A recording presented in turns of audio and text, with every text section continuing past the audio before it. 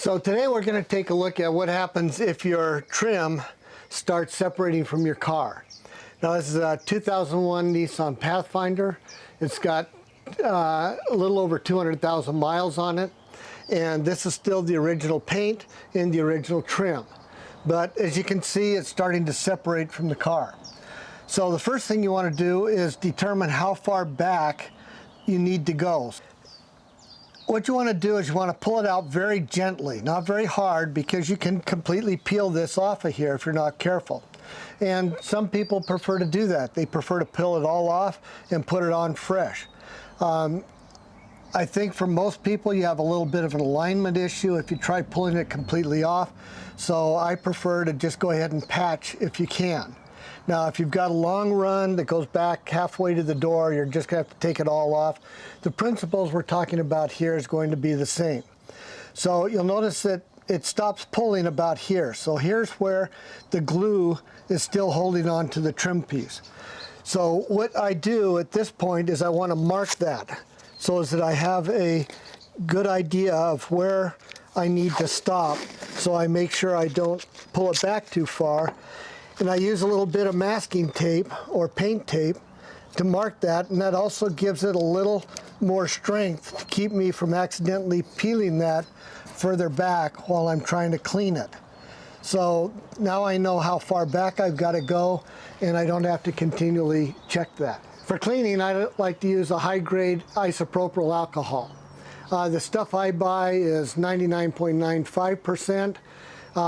Anything around 98-99% works very well. You can buy that off of Amazon, though the shipping's a bit of an issue. You can also go down to like Granger or other places like that and purchase it there. So I'm now going to work on cleaning on the car body, then I'll work on cleaning the inside here. You have to have them very clean in order for the glue to stick well. So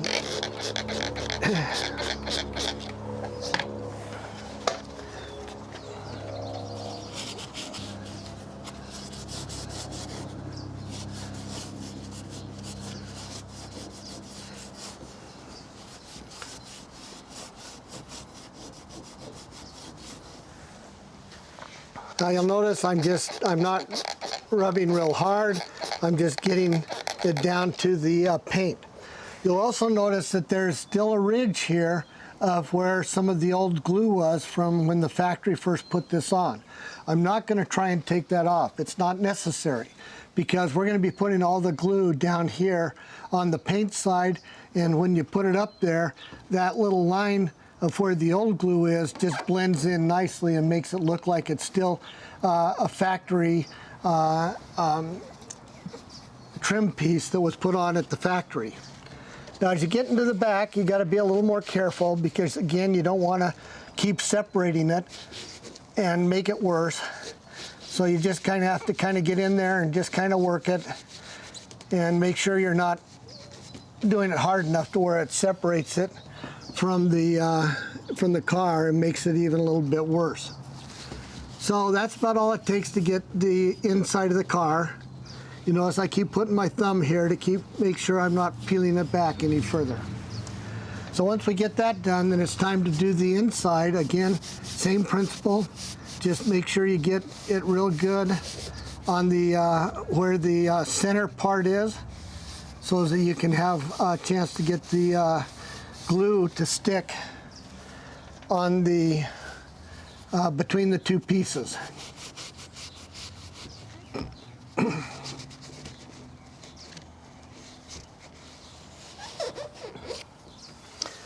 So you'll notice now that the dirt is not very prominent on the paper towel here. So I think we've about got it. So we're going to go ahead and say that we've got it clean enough to be able to go ahead and start putting the glue on. Now, you can get a number of different glues. The one I prefer at this point is made by 3M. It's just called Plastic Emblem and Trim Adhesive, and it's made for doing exactly what we're working on here. It's good and strong. I've used it before. It dries quick. It takes like about 30 minutes for it to completely dry. Now, the trick to this is that you don't want to put it on too thick. If you put it on too thick, it's going to run out through the sides and it's going to get on your car body and it's going to make things look really yucky and it's hard to get off. So the trick that I use is to use toothpicks.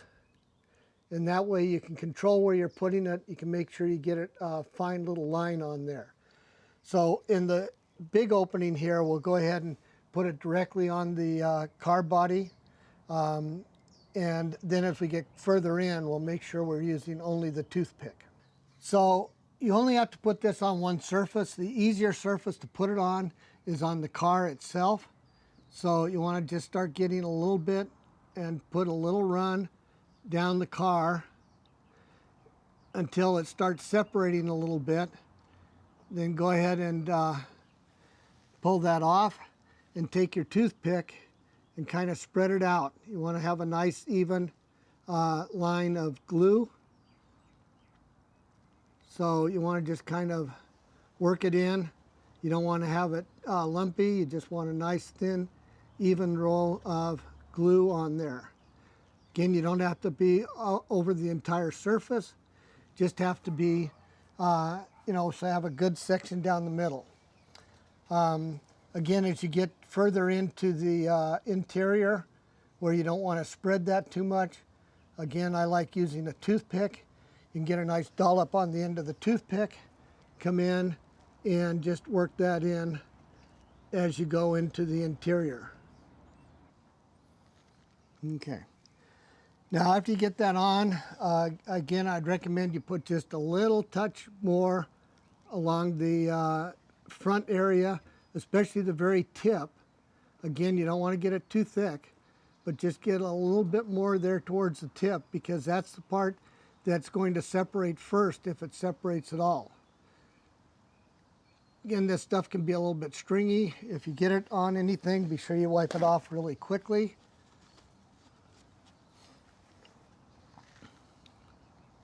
Again, I'm going to make sure we got it all the way up there at the front. Okay, so once you're there, carefully position your piece, press it on nice and tight, hold it for a little bit.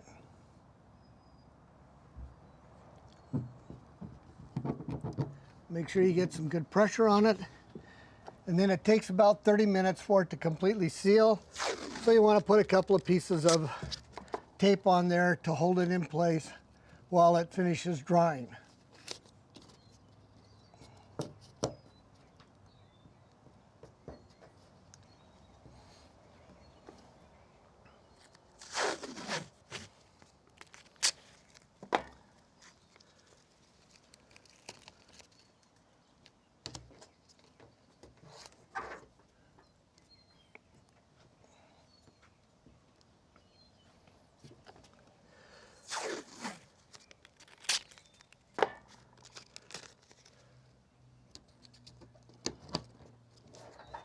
All right, so in about 30 minutes, we'll be able to take that tape off and our trim piece will be on there good and solid and we'll be good to go.